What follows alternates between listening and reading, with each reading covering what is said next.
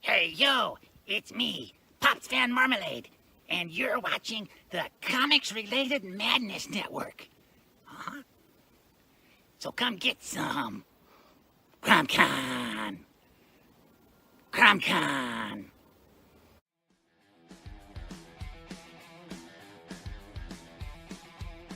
If you're a fan of comic books and comic book conventions, Daytona Beach Comic Con needs to be on your list of must-attend events. It's a show that actually focuses on comic books. Imagine that! This year's event is happening on Saturday, September the 6th, and Sunday, September the 7th. Silverline creators will be there, so we'll see you at the show. There's a new convention in town, and it's sure to be mega fun without the mega expense.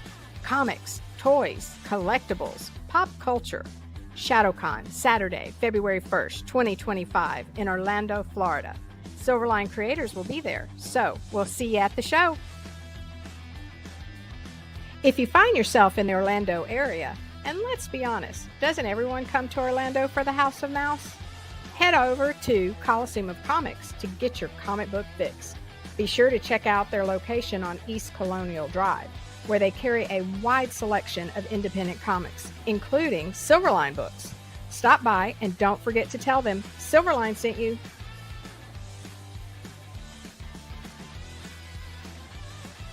Hey, if you're an independent comic creator looking to get your comic printed, look no further than Kablam Digital Printing. They print our comics and do a fantastic job. They can even print special edition covers. When you reach out to them, be sure to tell them Silverline sent you.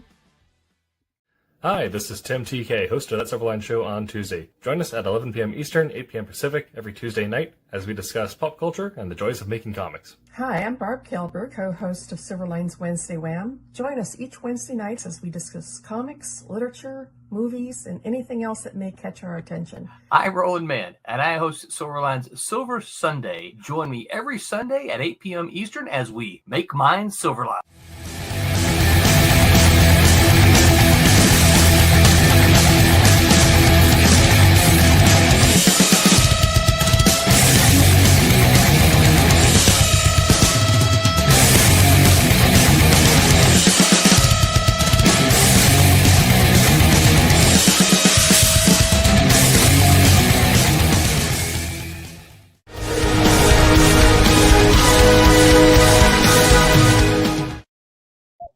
Hello, Internet. Welcome back to That's Someone Show on Tuesday. I'm your host, Tim TK, joined as always by Jose Fuentes.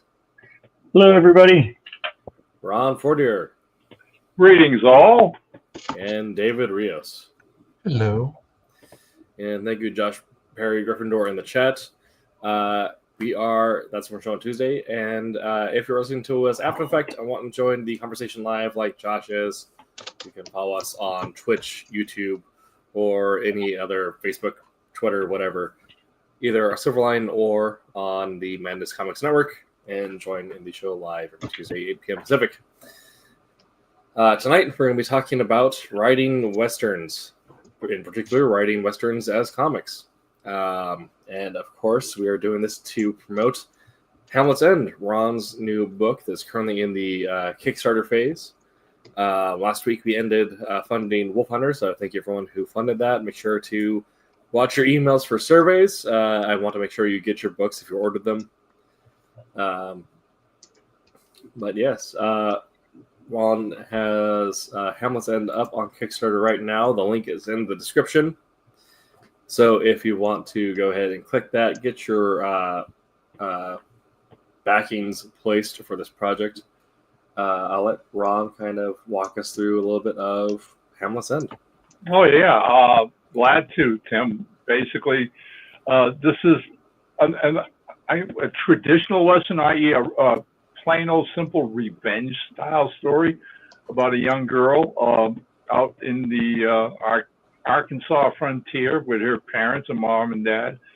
And one day while she's out hunting, rabbit hunting, a gang of outlaws rides through the territory, comes across a ranch and brutally kills their mother and father, steals whatever money they have in the house, and rides off. Incensed and angered, after burying them, she goes into the nearest town to see the sheriff, and basically, tells him, well, this is the outlaw gang, and this is what they look like. I saw them right off. You're going to do something, right? And get a posse or whatever. And much to her chagrin and anger, discovers that the sheriff isn't going to do any such thing. Basically, he's a coward, doesn't want to go after these bloodthirsty killers. And so Dalix Maddox, our protagonist, our young lady, is so angry that ultimately she just decides that she's going to do it herself. She's going to learn how to shoot. She's going to learn how to track. And she's going to devote the rest of her life, as long as it takes, to hunting down this gang and bringing them to justice. And so in the interim, that's our story. That's the concept. And she evolves and matures into a deadly bounty hunter. And the series all leads to this hidden outlaw town in Arizona called Hamlet's End. Joining me in the project is Kubert School graduate artist Zane Nagain, and both Zane and I love Westerns. Both of us, I think, grew up with Western, as we're going to talk about on tonight's show. I think there's something ingrained in the American psyche that Westerns appeal to, that they talk to us about. This rugged individualism, this, battling against both nature and the forces of nature, and again, taming a frontier, is which our, character does. So the Kickstarter goes till March the 7th. I hope you, take a minute, check out the site. Zane's got a lot of pages finished and done and up, and, most of them are for sale. You can get some really, really beautiful pieces. One of the things that he's offering is he'll literally draw you in an old-fashioned wanted poster. So if you've ever wanted to see yourself as an owl hoot or a bad guy or whatever, and framed and up in a poster on your wall, this is a chance to do that. So, hey, check it out and share it with your friends, and we sincerely appreciate that. Absolutely. And thank you all for chatting right now. Casey Riot, Pops, thanks for jumping in. Josh Perry, thank you for your questions. If they're, feel free to ask them any questions. If they're related to the topic at hand, we'll try to get to them during the show. If they're not really related, we'll save them for the end. Asking about what you can write about. Well, in comics, the joy is that you can write about literally anything, as long as it's what you know and what you think might sell. Ron is writing a Western now, but in the past he's written science fiction, fantasy, the Hulk, all that kind of fun stuff. I write historical fiction and horror, as well as some science mythology. So write what you think is cool. That's the rule of Stan Lee. Write what you think is cool, because chances are someone else thinks it's cool too. How true. Yeah, don't pigeonhole yourself. Starting from, looking back on my career, I can remember, writing different series. And ultimately, I remember one day reading an online review of one of my latest projects, and I was doing a comedy superhero. My character, Mr. Jigsaw, Man with 1,000 Parts. And this was after I had done Terminator and Street Fighter, an urban crime drama. All right. So the reviewer is basically surprised that I'm writing a comedy superhero, and basically mentioned in his review, well, obviously Fourier doesn't want to get pigeonholed. All right. And that thought had never even crossed my mind in the business. The idea is I love comics. I grew up reading comics. They helped me to read. All right. I've had a lifelong passion for them. And it was always a case of wanting to tell stories. I read every kind of comic there was. So it only seemed like a washback that I'd eventually want to write other, different kinds of genres. And I still keep doing that to this day. Absolutely. Well, and time we're going to be talking about writing westerns. But before we get into that, we do also have a trailer for Hamlet's End, so we'll run that and then we'll get into tonight's topic.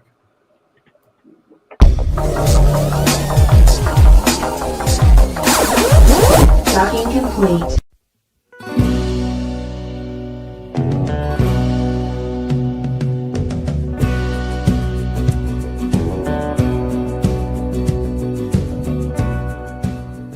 The Western genre is ripe for a comeback, with dynamic characters, intense action, and the rich American landscape. It's a storyteller's dream. That's why we've created our own Western adventure, gritty, raw, and ready for you. I'm Ron Fortier, the writer of Hamlet's End. In my 50-year career, I've written everything from Popeye, Peter Pan, The Green Hornet, Rambo, Terminator, and Gene Roddenberry's Lost Universe, among many of my own creations. This is my first Western. Our story is set in Arkansas, 1870, where a young woman named Dallas Maddox embarks on a journey of vengeance after her family is brutally murdered. Although a natural-born hunter, this time her prey is the two-legged variety. We wanted to capture the tension of survival in a lawless time, and Dallas is a character who embodies both strength and vulnerability.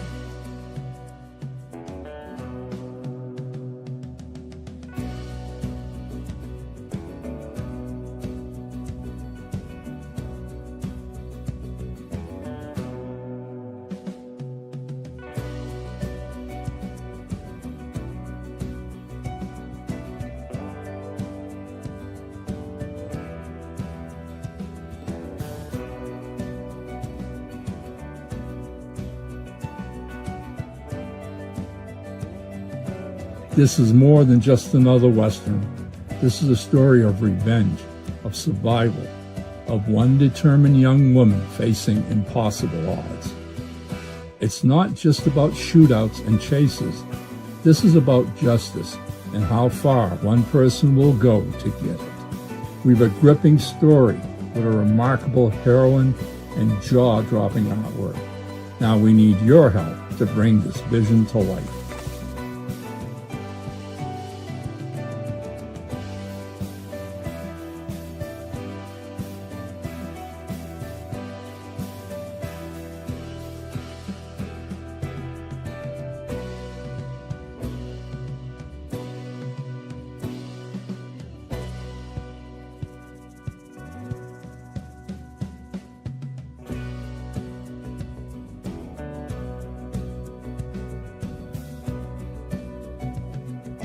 Vengeance rides on the horizon. Dallas Maddox is ruthless and deadly, leaving legends and bodies in her wake as she grows into the most feared bounty hunter the West has ever known. Don't miss the ride. Don't miss Hamlet's End, Issue 1. There we go. All right. Thanks, Tim. Absolutely. So Hey. I think we'll use Josh's question as a good stepping off point to tonight's topic. Now, obviously, you said you don't want to pigeonhole yourself, and you kind of talked about how we've all written quite a few different genres, or at least for those of us who do the art side of things, you've also done art for quite a few different genres. And I think you said right now you're currently working on over 10 different books at the moment. But obviously, we know that you're coming straight off of another launched book, a science opera kind of deal, and jumping straight into now doing Western. So, being that we're both like the idea of writing was cool, but it's going to be very different. How have you found the transition going from writing so many different things into writing a Western now? How has your brain kind of changed gears or jumped from theme to theme to go from science fiction opera or cape to Western? Oh, it's a great question. Definitely. I think, two things play into this. Number one is growing up, loving Westerns, growing up and going to the movies as a child and seeing so many Westerns. When I was a kid growing up in the 50s, they proliferated. I mean, the genre was everywhere. I mean, in the movies, all right. I mean, we're going to go back to the 40s and 50s, all right. I mean, from the clunky black and white westerns, the silent westerns into the talkies, and then making stars out of people like Joel McCrea, Randall Scott, right, and all these great westerns. My dad loved westerns. He would drag me to them as a kid, and if you know comics in America, comics just played off what was ever at the theaters. All right. If westerns were, the big thing at the movie theaters, then you had Roy Rogers comic books. You had John Wayne comic books. All right. Mm-hmm. You had Western comic books everywhere.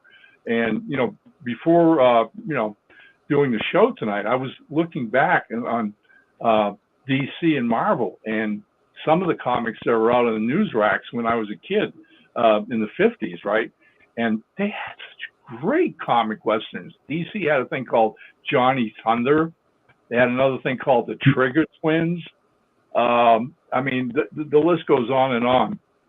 So again, being familiar, with the genre in all aspects, from media to even books. I loved reading westerns, Louis L'Amour and Zane Grey and those kind of things. What the shift I found was going from doing a science fiction opera, space opera, which is galactic thing, all right, is that I had to narrow my themes down. I had to get out of that mindset of, here we are basically playing, super intergalactic beings who manipulate the stars and empires that come and fall and whatever, right? And laser weapons and space beings that exist in the void of space and all those kind of Flash Gordon, Buck Rogers, Star Wars stuff, all right, which is grandiose. Whereas writing a Western, I wanted to come internal. I wanted to get a lot more intimate. I wanted to get back to the feel of what a Western is all about, which is, again, grounding it in the period of history, all right, and making it authentic to that period of American history, because this is what this is about. This isn't, you can do a science fiction epic and basically sell it to any culture in this country. I mean, I'm working with an Italian artist. We could take Beyond the Stars and our audience would be pretty much anybody from any culture in the world today. But if you're going to do a Western, then you're culture specific. All right. This is about American history. So A, you better know that history. Two, you should ground it, like I said, as realistically as you can. And again, now the themes aren't so much, bombastic and operatic as much as they are intimate. All right. I'm trying to tell individual stories, especially of one character, my protagonist, all right, who goes from a 14-year-old girl still figuring out her place in the world to suddenly having it turned upside down, leaving this horrible void in her life, which somehow or other she ends up filling with the arts of violence. And that becomes the focus of her life. And man, and as far as dealing with characterization, that's a heck of a tabloid to work with. Imagine. So, yeah, I find that with Westerns, every good story comes down to characters, right? But with Westerns, because you are coming down to such a specific time and place where the genre really thrives in these kind of big open backdrops that are really kind of, void of anything else outside of like the natural like desertscape or sort of the naturescapes of the American West, as well as these traveling stories going between towns or settling into small towns. That you really gives you the challenge of not having a whole lot of background noise to kind of fill the page, right, or fill a panel with. You kind of have to really make sure that you're having really compelling dialogue and progression in the story to kind of draw the reader's eye. And then I think that also then puts a lot of challenge on the artists and the art team to make those characters, those small moments, really stand out and really be, as visually appealing as New York City is in the back of like Spider-Man, right? And certainly you can get it with like sort of like the mountains and like Arizona or the plains at say Nevada, but I also kind of pass that on to Jose and David. When you're getting these scripts where you're spending a lot of time where you're having people going between town to town. We'll get more into this next week as we go into like actually drawing westerns, but what sort of scene descriptions or page descriptions do you like getting when you're dealing with the western? How kind of communication do you like coming from your writer to really give you sort of the mental juice or the inspiration for drawing those western picturescapes or characters? So I've explained before, like I'm a huge fan of the video game Ark, right, which is dinosaurs and whatnot. But before I discovered that game, I played a lot of Red Dead Redemption, right? So, which is, if you don't know, it's a Western video game, and you have small towns, you have big towns and whatnot. I feel that the best way to convey what I should draw for that is to tell me that. Is it a big town? Is it a small town? Like, is it like New Orleans? Or is it like, I don't know, Tequila Falls in like New Mexico? I mean, I don't think it's a real place, but I'll just say like a real itty bitty, 5-building town. You know what I mean? 'Cause Yeah. I'm writing that down, Jose, because that's going to be the name. Tequila Falls. Tip my hat. For sure, I like that. Tequila Falls, that works. But either way, like you have options. You know what I mean? I feel for drawing the buildings, like you can go elaborate, like if it's like again like a town like New Orleans or whatever. You know what I mean, or something of that nature. Sacramento, and they're like a pretty big town in California. Yeah, big older town, back in the heydays and stuff like that. But something like that, but I actually like the idea of drawing smaller towns. Like you can put more emphasis on the buildings that are there. Mm-hmm. And I mean, yeah, you want to put for like bigger towns, you want to put like a detail and you know what I mean, in the buildings so that you can see, oh yeah, like we're advanced, we're cosmopolitan and whatnot. But the smaller towns, the dust balls, like moving around, you can draw dirt just kicking up when like, as a horse, you draw a horse in there, which by the way, horses stink to draw. So Zane, you're the man. I'll just say it. They're not easy. Yeah. No, they're not. I'm going to tell you, we've had several people who signed on as supporting Hamlet's End, who've made the comment about. I mean, we had one lady who one of the first people to sign on and support us, and went, "I love Zane's horses. They're real. He knows how to draw horses." Right. I mean, there was a time, and this is what we're talking about. I mean, I'm dating myself, but what the heck, guys, right? But like I said, if you were in the business in the 50s as a graphic illustrator, as a comic book artist, all right, you better know how to draw horses. Right. You better know how to draw cowboy hats and the Stetsons and all that stuff, because they were everywhere. All right, and I think it's sad today that we look at the modern crop of excellent artists today, but drawing a horse is not an easy thing to do, and a lot of today's graphic artists, if given a Western assignment, would probably have to do a little bit of research and a lot of sketching, before they references, right? Like I still have the sheets, like the 11x17 sheets that they gave me because I went to the Cuber school, but they gave us sheets of like horses running, like angles and whatnot. And, like, I have those in a bag that stays near my desk. Yeah. Like for real, because you never know. Like I haven't had a reason to draw a horse yet, but it will come. I know at some point. Again, just like car accidents, it's not a matter of if, it's a matter of when. It will come. Somebody will be like, "Dude, draw a horse." Maybe on our Okay. episode this month where we go over drawing westerns, we'll have Jose live sketch a horse for us. Oh, you want to see that? That's yeah. brutal. That's mean. I thought we were friends, Tim. I'll sketch one with you. Okay, that's fair. Yeah. So yeah, one thing that I horses obviously synonymous with is it's the travel time, right? It's the going between cities, and whether that's classic westerns or more modern ones like the Sisters Brothers, or both versions of True Grit. There's a lot of time spent traveling where you have the characters on the road, sit in camp, talking to each other, and you might have action bookending that, or you might have more intrigue bookending that.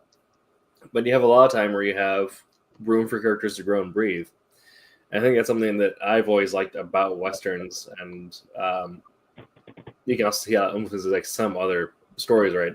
But the way that it allows for characters to be pulled into this space where there is always threat around the corner, right? Like there's always a bandit around the corner trying to get you, but you can have these really personal human moments where characters can talk and exist and develop.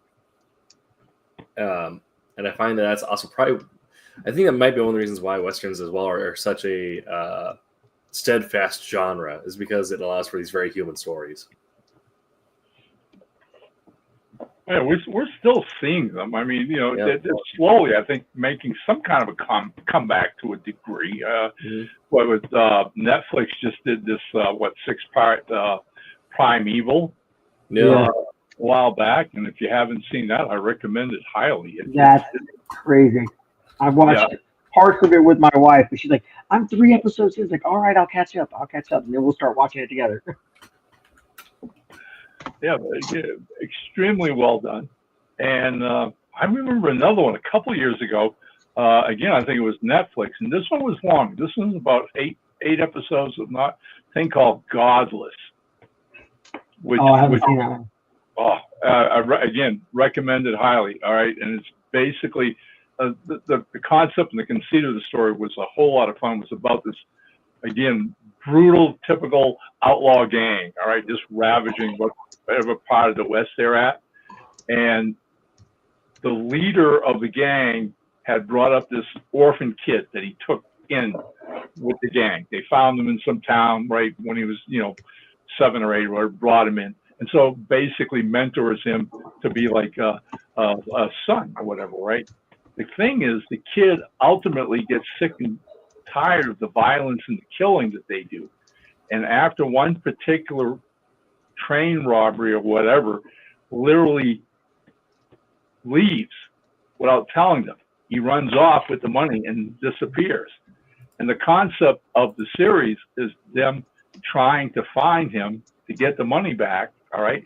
And the leader of the gang feels totally personally betrayed that someone who he looked at as a son is basically done that to him. The kicker is the outlaw eventually ends up in a town that's like run 90% by women, because something's happened and the men are gone.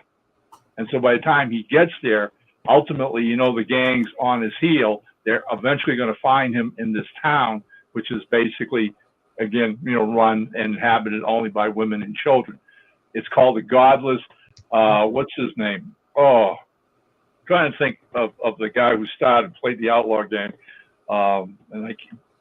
Jeff Daniels.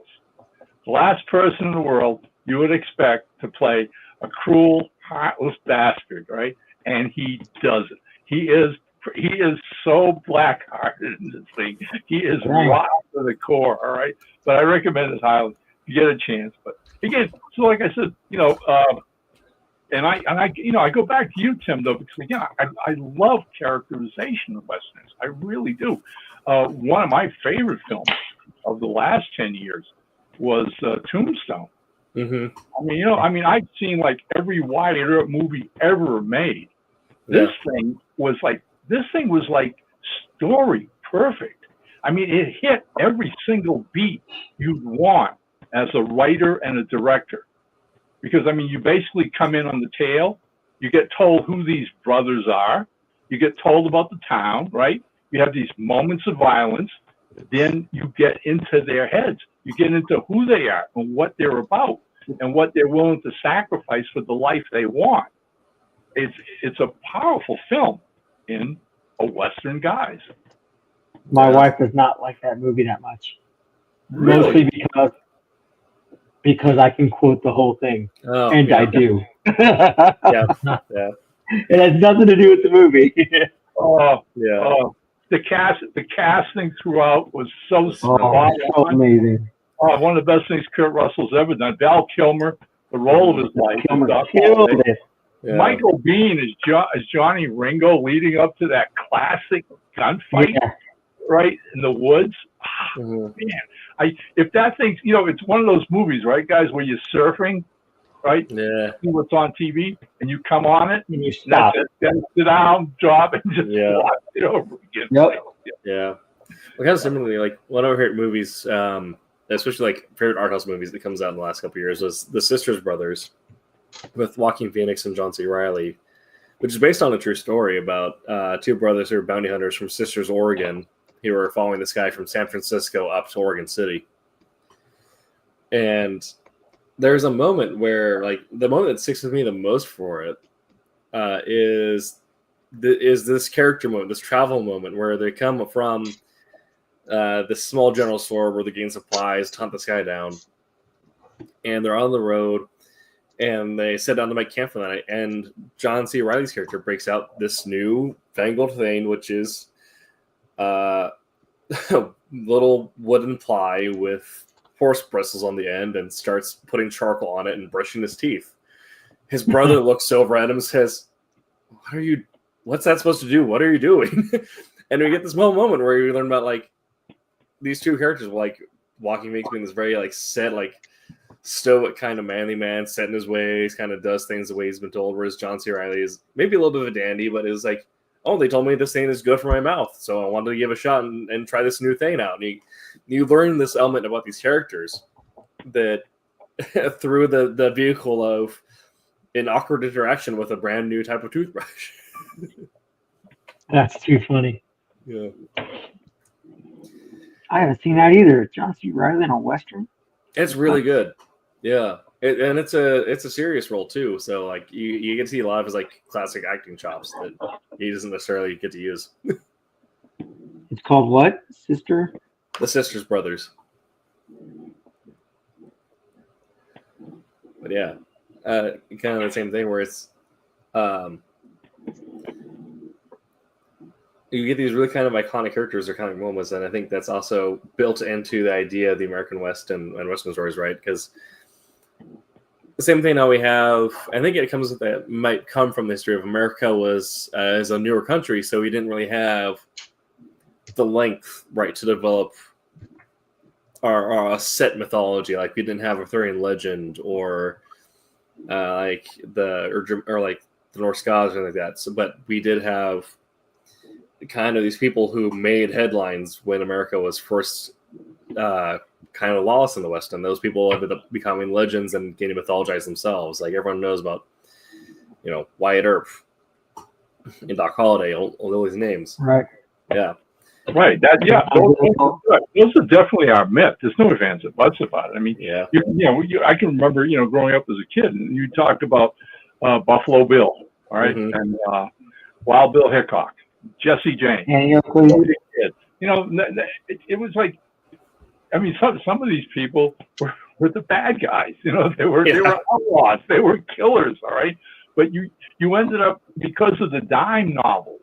I mean, it was a time where half the country post Civil War was like, reaching this new civilized grandeur. All right, this Gilded Age where now it's going to be about education and progress, right, and the country was going to grow. Yet the other half, just move out west by 500-600 miles, and you're still in the frontier, and you're still in lawless territory, and people having their own way, and there's a kind of romantic tragedy when you look at that whole concept that we talk about as the Wild West really didn't last more than a decade. Yeah. Right. That civilization just eventually came out there.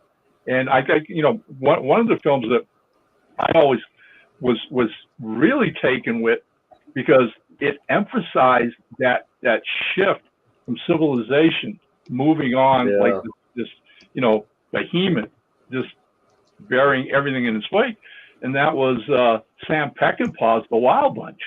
Because I mean, basically, there's a bunch of good old boys, all right, who basically want to still keep the Wild West.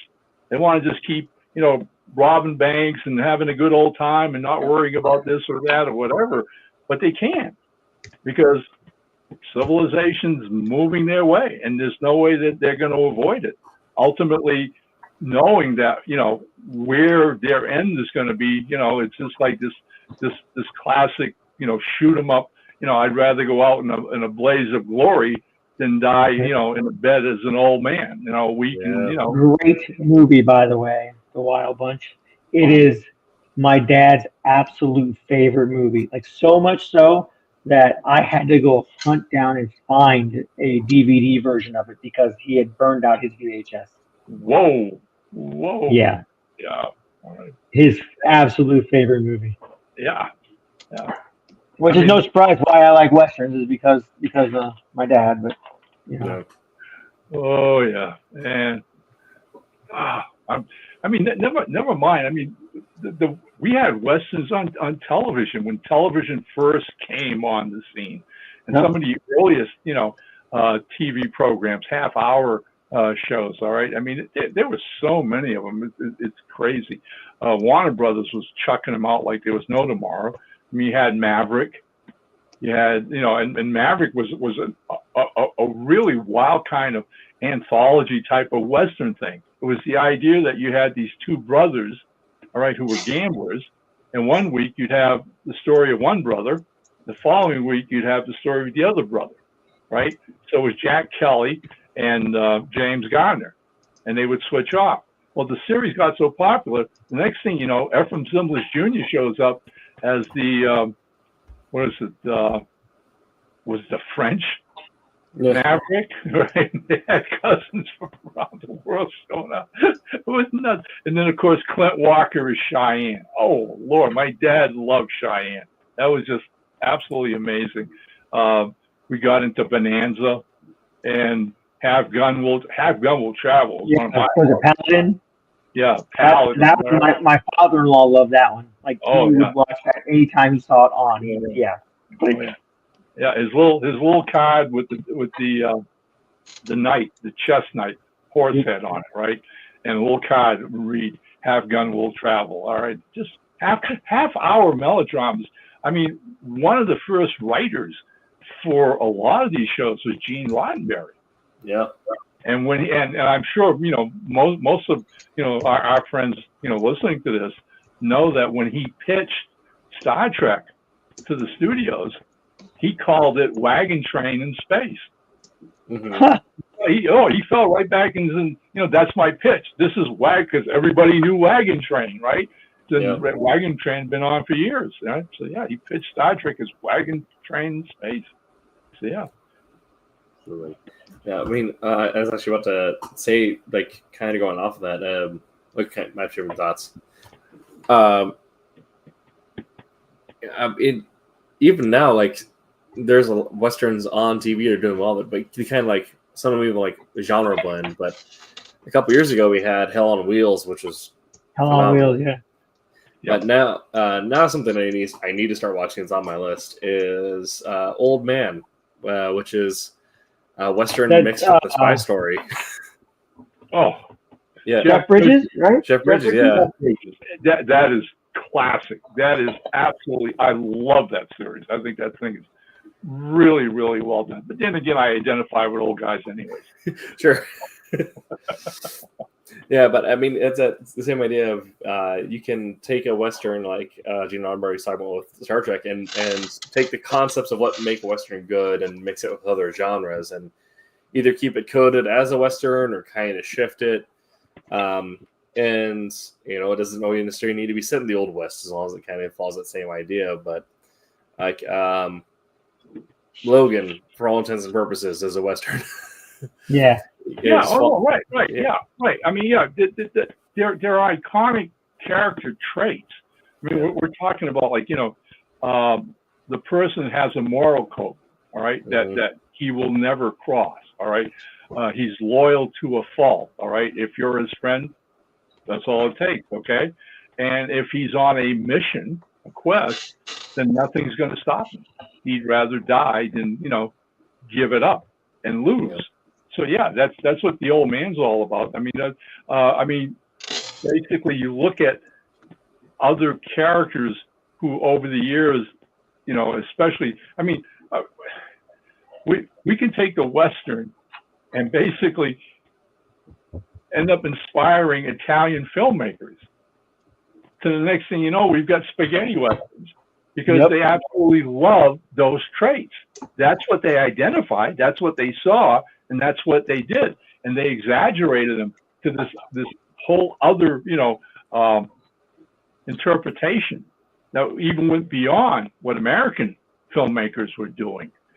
Made Clint Eastwood a superstar overnight, and there you go, right? So yeah, and I mean, you talk about spy thrillers and other things adapting those qualities.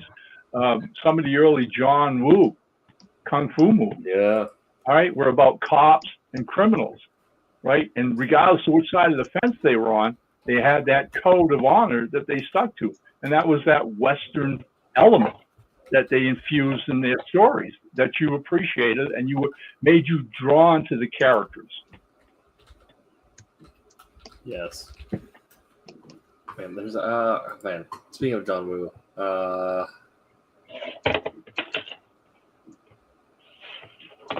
spinning a clipboard all over here, guys. I mean, it reminded me of there's another movie actually that came out that was The Good, the Bad, and the Weird. Yep. That's an Asian one too. That was weird. Yeah, Korean Westerns. Right? Yeah.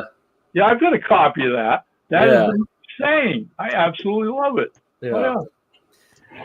And it's kind of the same thing where like it's still like and we kind of hit this every time we talk about writing in a specific genre, but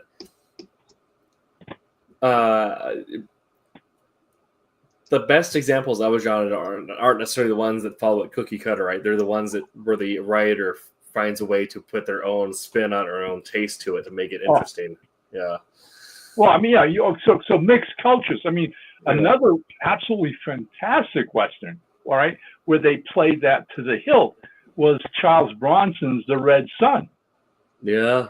All right. I mean, the Japanese envoy, all right, gets his samurai sword stolen, all right, by Alain Delon, a Frenchman who, probably said he was from New Orleans or whatever. They robbed the stagecoach, the train, and the sword. And so he sends his personal bodyguard to Shiro Mifune to go back and get it as a matter of honor. He teams up with Charles Bronson to do that, right? Yeah. And then what happens by the end of the film is Delon ends up killing Mifune. Bronson finishes the job for him, and the film ends with Bronson standing there where the train's going to come to meet the Japanese ambassador to fulfill Mifune's quest and mission. Nice. Right? Yeah. It's just, again, is this... Yeah. Westerns... honestly, you can never run out of story ideas and potentials, all right? Mm-hmm. Because it's inherent in the genre itself. And basically, if you look at it for, just a little bit of time and consider the history of the West, and when we're talking about the clash of cultures and all those dramatic things, I mean, it's so ripe for storytelling. And that was the thing with, Zane and I, wanting to do a Western, and ultimately the beginning of, why we sat down and, whipped up Hamlet's End. And we're having a real blast doing it. I mean, I say it's the first Western I've ever done. I find myself asking my question as I'm writing scripts for this series is like, why did I wait so long? This is a blast. I was going to say, I'm rather surprised that you hadn't done a Western before, to be honest with you. I mean, just talking to you, the time that we talked to you and whatnot, and just knowing some of the interests and some of the things that inspired you and whatnot. Like we've mentioned before that one of your inspirations was Western movies and Western comics and stuff like that.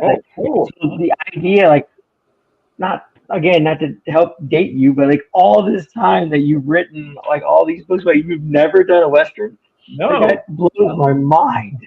Yeah, well, hey, who knows? It's just it was meant to be the way it was, and right. Honestly, as far as I'm concerned, I'm kind of glad that it happened because of Zane, because I was waiting for this kid. Okay, I mean, I could be the guy's dad. I mean, that's the disparity in our ages, right? But the truth of the matter is, we have that same love, not only for the genre, for comics as well. All right.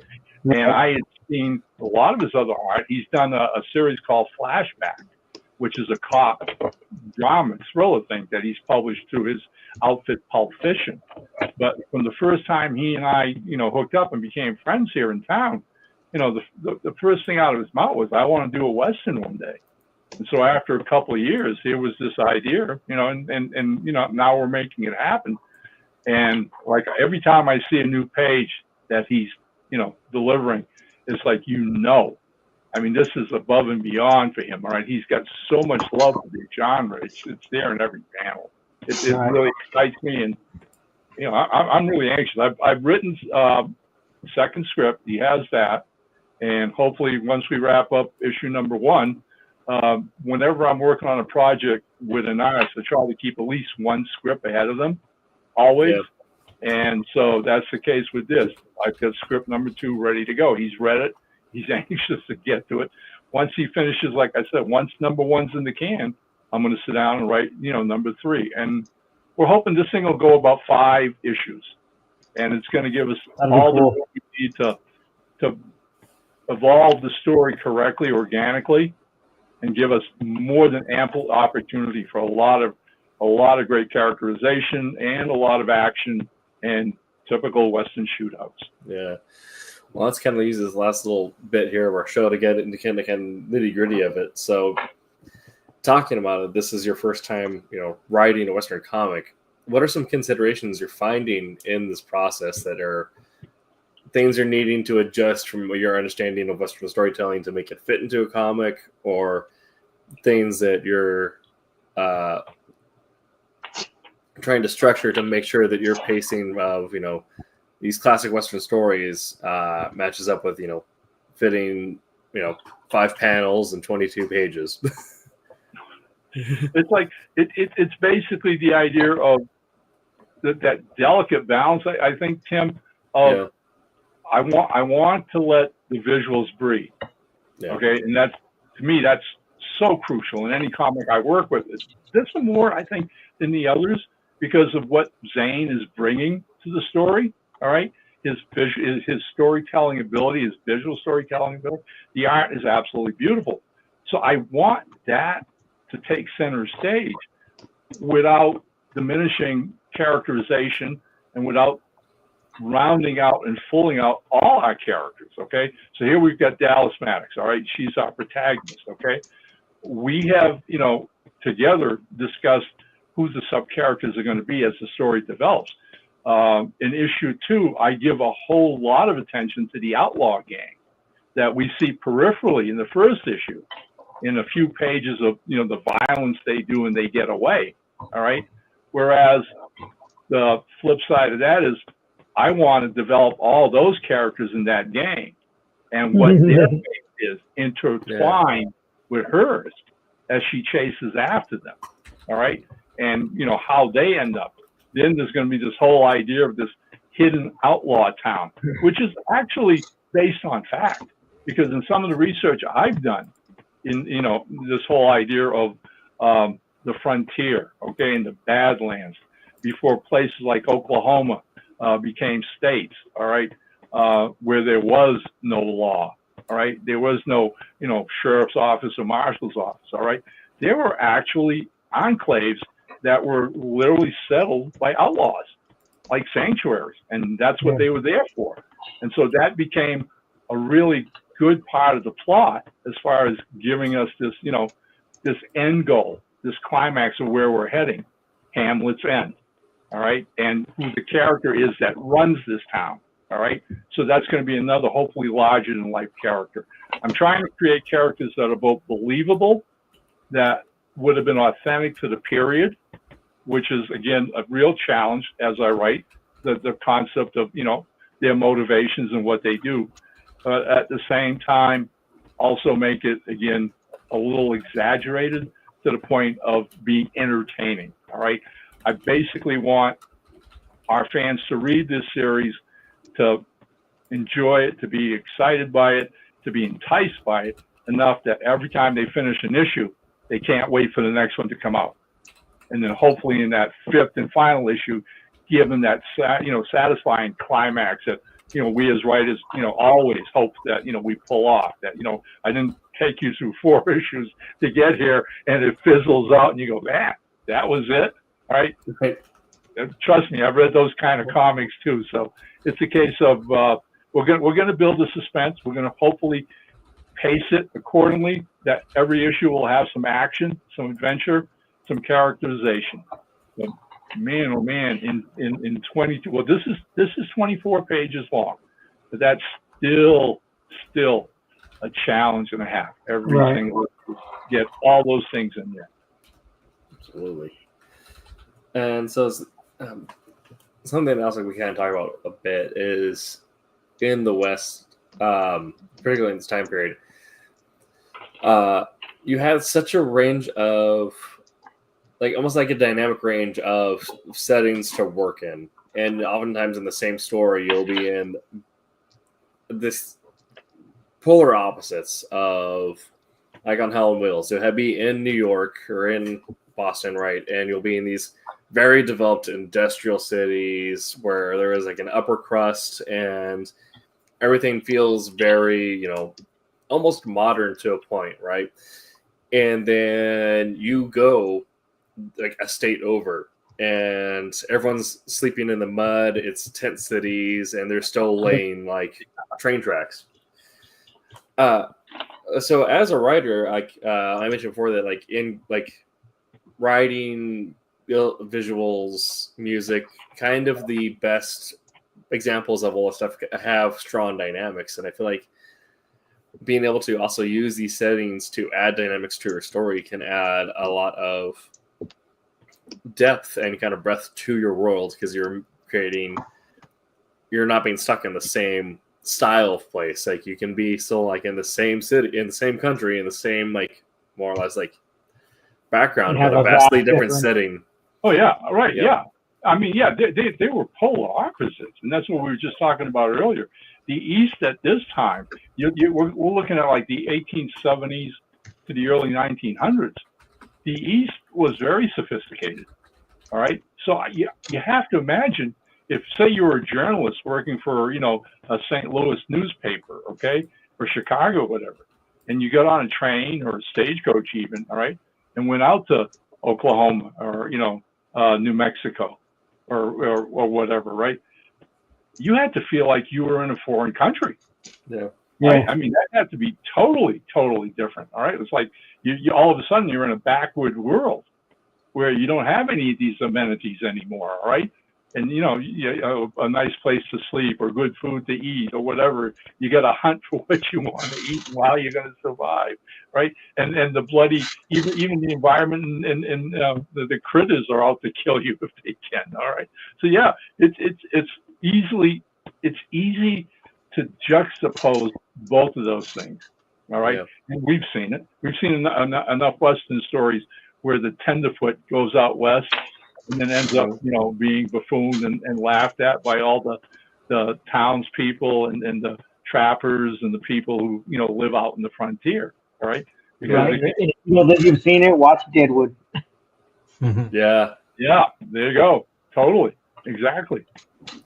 And that also is an interesting place for you as a writer to kind of be able to test a bunch of different conflicts that, if you're writing, if you're writing a cape or if you're writing a war story, you're kind of like, this is the conflict we're writing and this is what the heroes have to deal with. So that's what we're going with. But if you're doing a Western where you're going from city to frontier or back and forth, or even just, the different styles of cities are out there, you can go from having a ranger dealing with ravenous wolves and coyotes and being stuck out without a means of being able to get quickly back to civilization. And so it's a lot of, clambering out of the trees, climbing over mountains, dealing with wildlife and kind of this man versus nature setting, where it's a lot about their personal growth, their personal strength, overcoming that. And they get to a city, and now they're dealing with a gang that has set up shop and kind of has run of the city. Right now, there's a point of intellectual growth and trying to outmaneuver these people in a way that or leading to a shootout, but kind of going from to more of an intrigue-driven style of conflict. And I think as a writer, that presents itself as a really fun way to add nuance to characters, is finding all these different styles of conflict that the setting will kind of naturally lead you into. Yep, totally. I mean, I find it, amazing when you consider, and we talked about that earlier, about this really short period of the frontier itself, all right? And I mean, I'm always amazed in reading and studying history, all right? Sitting Bull went to New York. Mm-hmm. Yeah. Before he died, he visited New York, all right? He went to Delmonico's. No. Right, he had a stake. I mean, whatever. Okay, I mean, this leader of one of the greatest and last of the Comanche war leaders was a half-breed named Quentin Parker. All right, and he was the last war chief of the Comanche. His mother was a pioneer daughter taken in a raid. All right. Mm-hmm. And his father was one of the chiefs at that time, and he was born to her with the tribe. All right, and this is where they were still fighting, settlers and whatever in Texas, and and it's recorded. A lot of they were still like one of the greatest natural cavalries that had ever existed, and Parker had a price on his head, and Texas Rangers were after him, and all this good stuff. Okay, well, ultimately, by the time he sues for peace in old age, right? He ends up doing interviews with Eastern newspapers, right? He makes money from the interviews, buys himself a house, right? Has almost living in a lap of luxury, and literally entertains Teddy Roosevelt, who came out with. That's awesome. Yeah, I mean, it's like, it blows your mind. It just absolutely blows your mind. All right, so it's like, it's like it's such an amazing period in American history. All right, and again, like I said, for a writer, it's a feast day. All right, but do your research and get it right. And Tim, I agree with you. That whole contrast of who are you in that world, that ever shifting world. All right. What's your background? Where'd you come from? Where are you going to end up? I mean, we're talking. I mean, Wyatt Earp's a horse stealer. His father's a judge, right? He ends his life as a film consultant in Hollywood, helping them do silent Western movies. Yeah. So, okay, so it's like, that's one of my favorite.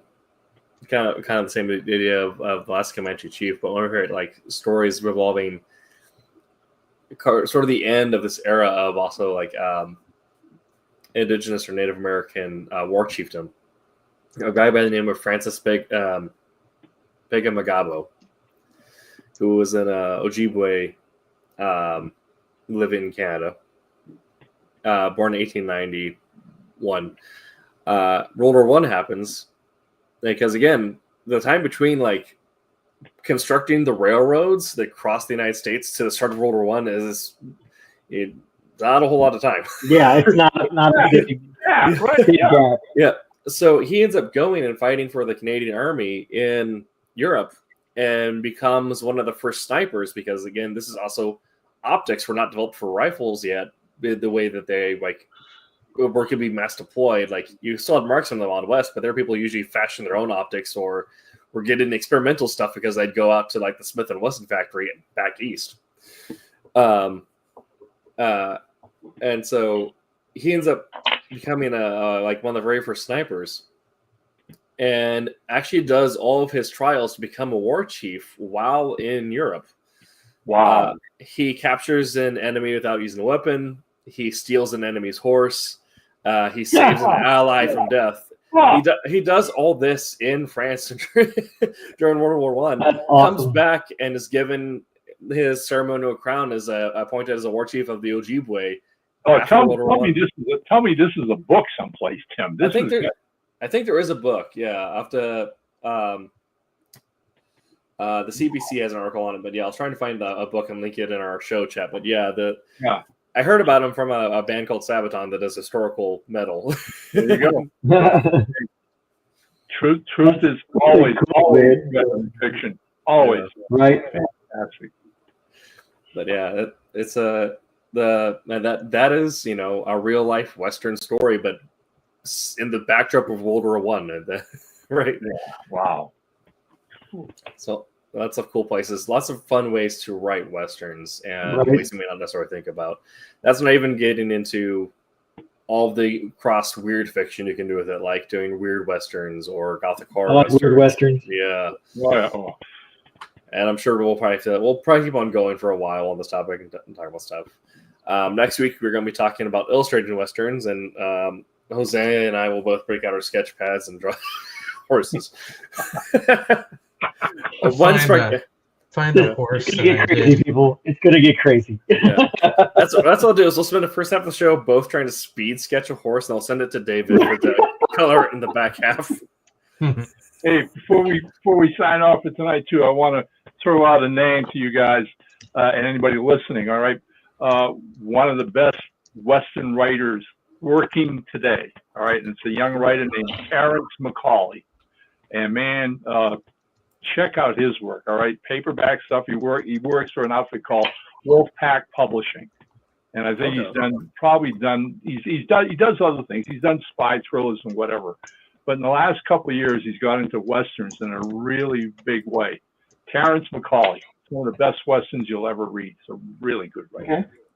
Okay. I wanted to show you something. I started this one when we did the stream. When we started the stream. Okay. Whoa! All right. Hey, thanks. That is so cool. I love it. That is awesome. Please scan that and send it to me. Please. Yes, sir. All right? I'll share it with Zane. He'll flip out over it. Much appreciated. Thank you so much. Love that. Heck yeah. I thought it was in the top, and we're talking about Hamlet's End. Yeah. Well, hey, and a final shout out to people listening. Please go to the Kickstarter. Give us a hand. Let's make this thing happen. Absolutely. All right. Well, thank you all for watching. Make sure to check out Wednesday Wham and Silver Sunday, 8 p.m. Eastern on those respective days. We'll be back next week. But until that time, hey, make mine Silverline. Silverline. Hi, I'm Greg Horn. Make mine Silverline.